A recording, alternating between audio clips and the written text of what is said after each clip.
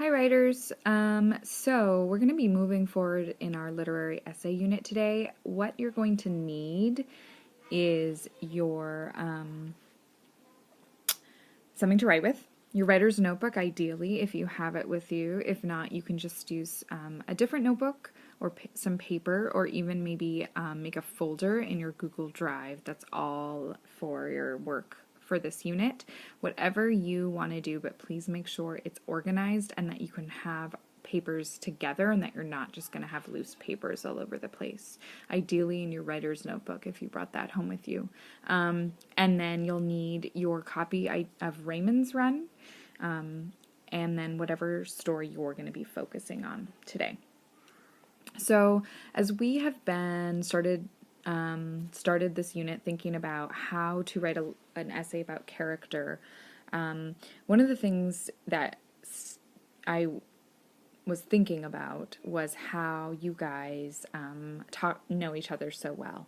And oftentimes when I hear you talk about each other, you say things like, "Oh, that's just the way she is. If she feels like people don't understand her, then she gets really upset. She just really wants to be understood by people." Or you might say, one thing that's really interesting about him is that he wants everything to be fair. And if he doesn't think something's fair, then he gets really upset.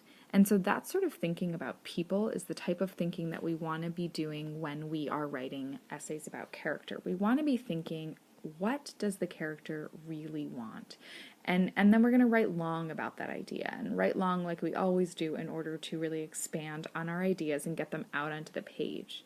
So our teaching point today really is that when we as essayists are writing about characters, our goal is to make our ideas as powerful as possible. And one of the ways that we can try to do that is to go beyond the obvious details and think about what motivates our character.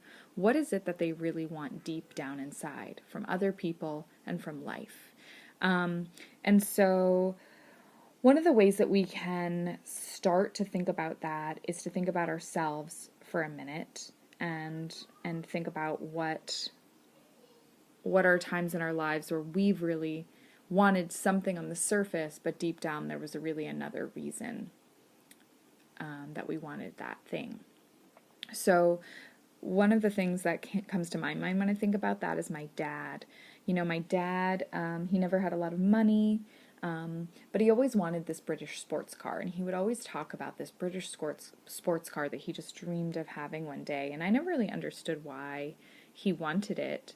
And it was always this dream for him. And when I stopped to think about it as I got a little bit older, I realized, maybe it wasn't just that he wanted that car. It was what that car represented. To him, that car maybe represented success, or this idea of this daring lifestyle where he could just, hop in his car and go off on an adventure.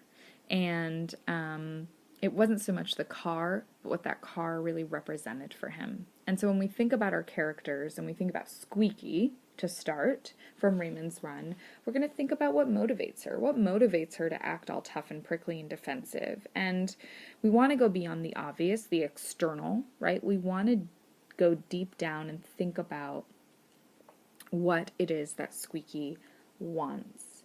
And so when we think about her, we can think about, yes, she wants people to stop picking on Raymond, to stop picking on her brother. That's clear, right? But that's kind of on the surface. What is it that she really wants? And when we're thinking about that, we can think about, how does she want to feel? What does she want her life to be like? And how does she wish her relationships were? We're going to go pretty deep with Squeaky here, and one thing I notice is that sometimes it takes me a second to have a good thought, So we're going to pause for a minute so you each have a chance to really think about this question. What does Squeaky really want from other people and from life? And I want you to use the whole story to help you answer this. I'd actually like you to pause this video for a second and think and write down a few of your ideas. What does our character really want? What does Squeaky really want? What motivates her? Okay, press pause.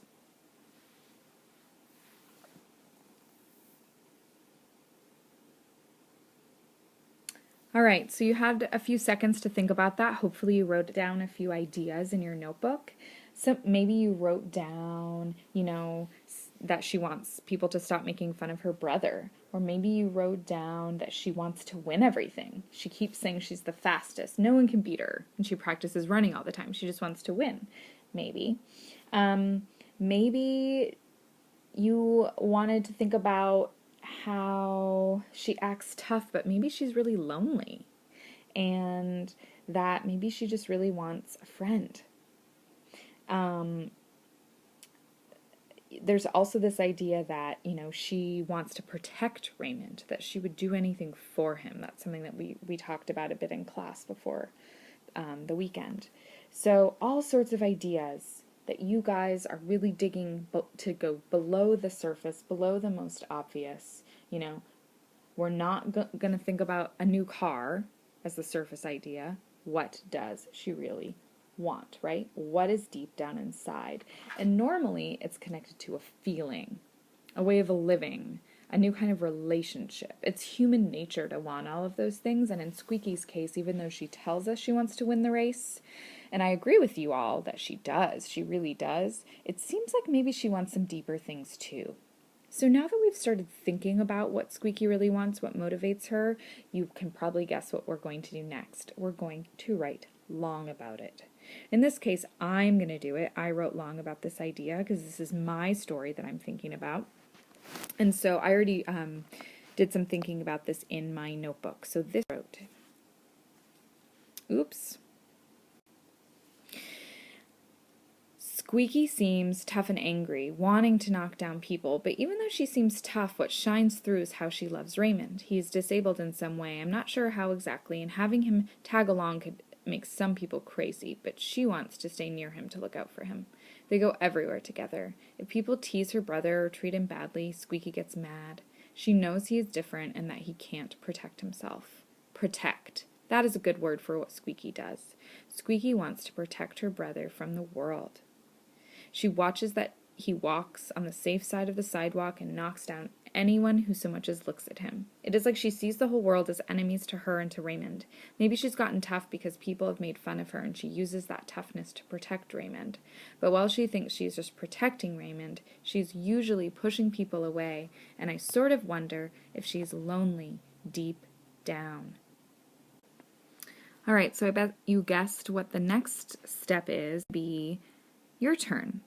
So you're not thinking about Raymond's run necessarily. You might be if that's the story you selected. But what does the protagonist from your story want? What motivates them? What ideas can you grow in your notebook today? You can think about more details from the text and write about and explore those details. You can think about the motivations of your character, like we talked about today. What are those deep down motivations that they might truly want? Or again, don't forget our initial work from the beginning of this unit, which was reread. Read and reread. Go back and read your text. Go back and zoom into specific parts and reread those paragraphs and ask yourself, what does my protagonist want? What do they want deep down? And what ideas can I grow? Okay, writers? So the goal is for you to fill up at least 1 page, ideally 2 pages in your notebook, exploring more of these ideas. What is it that your protagonist wants deep, deep down? If you're feeling stuck, don't forget these prompts to help you grow your ideas. So going through them and having that conversation with yourself as if I was there with you or your partner was there with you can really help you to explore these ideas, to help you include details, to help you include evidence, to think about other sides. Remember I said talking about being that devil's advocate for yourself? So continue to explore these ideas about your protagonist, and I look forward to seeing what you write. You're just going to submit a copy of your long write about your character's motivations to Google Classroom. If you do it through Docs, just attach it. If you do it by hand, simply take a picture and make sure it's a good one, nice and clear, and then attach it as well. Happy writing!